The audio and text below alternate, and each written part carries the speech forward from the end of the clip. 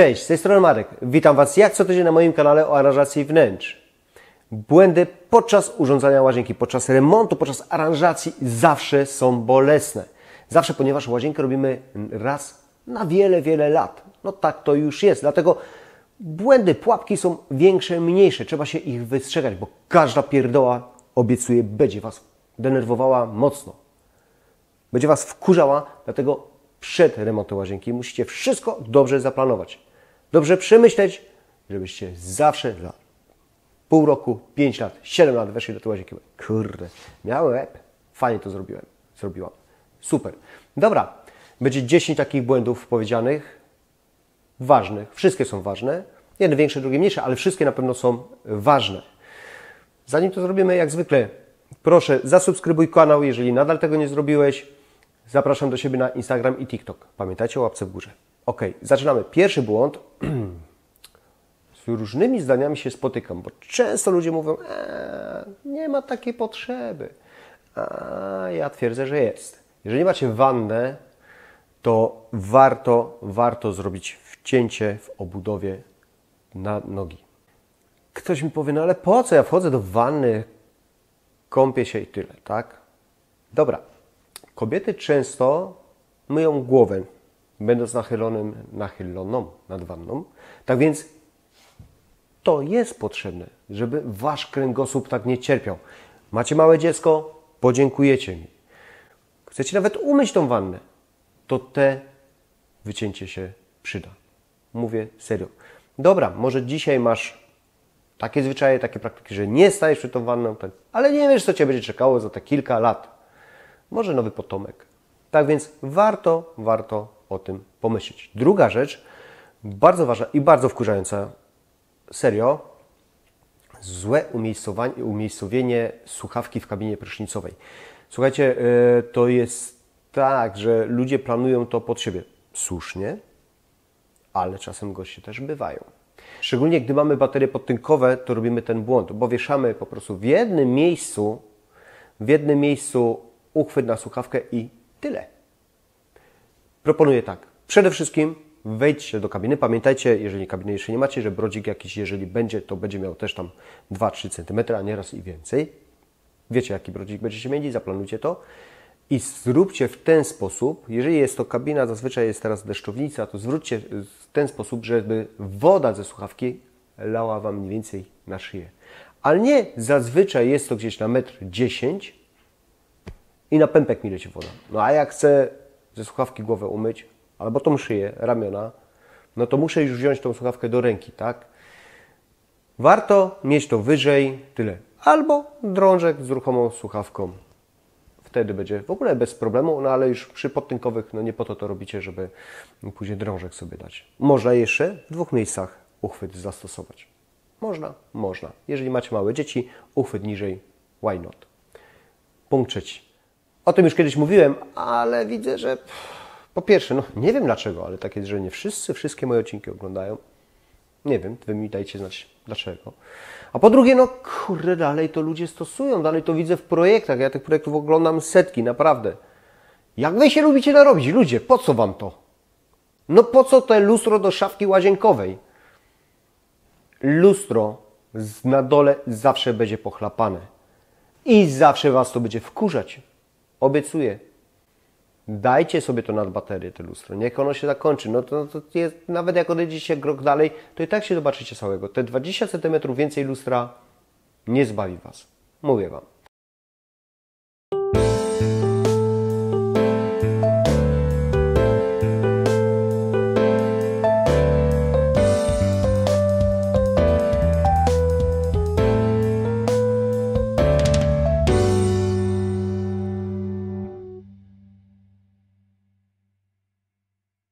Mam nadzieję, że zrozumiałe, krótko, zwięźle, jak zwykle lecę dalej. Punkt 4. Przeszklone drzwi do łazienki. Ja oczywiście, chociaż zdarzyło mi się, mówię serio, zdarzyło mi się, że były całe przeszklone drzwi z normalnej szyby jak z okna. Poważnie. A jeszcze było tak, że tu był salon, tu była kuchnia, po środku kibelek, a za tymi drzwiami ubikacja od razu była. Jak na imprezie ktoś tam chciał iść, no to od razu krzyczało nie przechodzić, nie wchodzić, no bo to wszystko jak na tacy. Ale nie tylko, no wiadomo, że są takie drzwi, ale nie robi się tego na co dzień, ale nawet może Was denerwować, nie mówię, że każdego, jeżeli będziecie mieli jakieś pionowe, większe kawałki szkła, nawet mlecznego, bo wtedy, jeżeli ta ubikacja faktycznie jest z tyłu, no widać, że ktoś tam siedzi, jest taki dyskomfort, no i jest na pewno cień rzucany przez tą szybę. Zastanówcie się, jak byście się wtedy czuli, że wiecie, że ktoś wie, że Wy akurat teraz korzystacie z ubikacji. Czy Wam to przeszkadza, czy nie? Dużo osób, tak? Dlatego o tym wspominam. Punkt 5. Punkt 5. Wydawać by się mogło, że to jest taka pierdoła. Bardzo często, jak mamy wannę, ludzie lubią symetrię i baterię prysznicową dają na środku wanny. Jak to jest wanna 160-170 cm, albo Ty jesteś ciut większym człowiekiem, to może być tak, że jak siadasz, puszczasz wodę, to po pierwsze woda leci na Ciebie, ok, można nogę usunąć, chyba że nie chcesz, to będzie na Ciebie lecieć po prostu, ale rękę trzymasz prawie na tej baterii, uderzasz się co chwila. Słuchajcie, warto przemyśleć, czy nie dać, jeżeli będę tutaj się opierał, to nie dać na drugą stronę tej baterii. Jeżeli chcesz na dłuższym boku wanny, jasne, czy nie zrobić asymetrycznie. Bliżej drugiej ściany, gdzie ja zazwyczaj będę miał głowę, tak? To bliżej drugiej ściany, bo po środku po prostu będzie Wam ta bateria przeszkadzała. Lecę do kolejnego punktu, a kolejnym punktem jest źle dobrane płytki. O tym Wy już w komentarzach wspominaliście, czyli to musi boleć. One tak pięknie wyglądają, te czarne, polerowane płytki na podłodze. Rewelacja! W ogóle polerowane płytki w łazience na podłodze. No chyba, że drogo ubezpieczysz współmałżonka i pierwsza taka kąpiel, Ty przodem, kochanie. To może się opłacić. Ale w innym przypadku nie. Polerowane płytki już, dobra, jedno to bezpieczeństwo, BHP. Druga sprawa, wszystko na tym będzie widać. Czarne płytki, masakra. Masakra. A ludzie są odważni i dają nawet w kabinie prysznicowej na ścianach błyszczące, bo są matowe, są takie satynowe, na których tak nie widać faktycznie, ale polerowane. Życzę powodzenia. Dajcie znać, co o tym myślicie. Czy spotkaliście się z tym, czy Was to denerwowało, a może się mylę. Dajcie znać w komentarzu. Lecimy do kolejnego punktu. To nie będzie może jakiś tam wielki błąd techniczny. Nie, no błąd nie będzie techniczny, ale może być problem na przyszłość, dlatego to szybko tylko powiem o tym. Jeżeli remontujecie łazienkę, zostawcie sobie płytki na przyszłość, bo to jest najbardziej narażone miejsce, gdzie możecie coś skuwać. Piony w blokach często tak jest wymieniane, coś się uszkodzi, trzeba wymienić, popękają płytki, trzeba wymienić i później dupa, tak? Jedno, to zostawcie, tak, zostawcie i to serio mówię, najlepiej około 2 metrów. Dużo, wiem, ale warto. Drugie, jeżeli na przykład macie wannę, to dajcie je pod wannę, pod obudowę. Oczywiście tak, żeby wyciągnąć. Jeżeli macie murowane, no to musicie mieć dostęp do tego. Tam, gdzie będziecie mieli właśnie łatwy dostęp i będziecie pamiętali, bo schowacie na strych, do piwnicy, ktoś to później wypieprzy. Tak więc to jest tylko taka mała dygresja i teraz kolejny punkt 8. Ja się waham, czy to jest błąd, ale bardzo dużo osób pod tym moim wcześniejszym odcinkiem właśnie o błędach w aranżacji łazienki, zresztą bardzo Wam dziękuję. No ponad 1 000 000 wyświetleń, naprawdę bardzo dziękuję. Bardzo się cieszę, że taki ma wynik, już chyba 1 100 000. Dobrze, tam pisaliście bardzo dużo o tym, że dla Was jest problem, błąd, jeżeli ubikacja jest na wprost wejścia. Faktycznie mogę stwierdzić, że tak, jeżeli masz możliwość, gdzie tą ubikację zamontować gdzie indziej, w innym miejscu. To według Feng Shui, ogólnie według takich standardów, lepiej jednak się wchodzi na umywalkę, na lustro, może nawet na wannę, czy no po prostu nie na ubikację. Tylko ja wiem, że możemy sobie mówić o błędach, o różnych ale nieraz po prostu nie ma gdzie możliwości zainstalować tej ubikacji. Jeżeli masz jednak taką możliwość, to przemyśl. Może Ciebie to nie denerwować, ale może Twoich bliskich tak, czy znajomych, rodziny, która tu będzie przychodziła, przyjeżdżała, mieszkała częściej. Przedostatni punkt. Powiem tak, to nie powinno się absolutnie zdarzać. To w ogóle nie powinniśmy tak robić, a ludzie niestety chcą montować drzwi otwierane do środka łazienki, do środka ubikacji. No, ponieważ gdzieś tam, jeżeli na korytarz się będzie otwierało, to będzie kolizja z drugimi drzwiami. No, w blokach bardzo często jest taki problem, ja wiem, ale nie wolno montować drzwi z dwóch powodów. Jeden powód, bardzo ważny, BHP.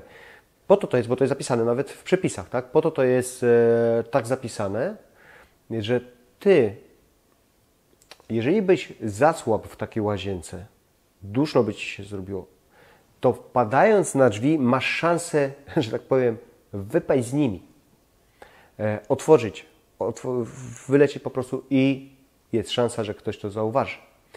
Jeżeli będzie to do środka i zasłabniesz, po pierwsze, bo nie zdążysz otworzyć, tak, zasłabniesz, zablokujesz sobie te drzwi. Ktoś będzie miał problem, żeby wejść. To jest jedno człowiek, ale druga sprawa, właśnie w komentarzu czytałem i tak, już też o tym słyszałem wcześniej, pralka stała na podejście i no niestety kiedyś zaczęła tam wariować, tak wirować, zaczęła skakać, że zeskoczyła z tego podestu i zablokowała drzwi, a drzwi do środka się otwierały. No i wejdź tu, człowieku, wejdź i przesuń tą pralkę. Trzeba było ponoć się rozwalać drzwi.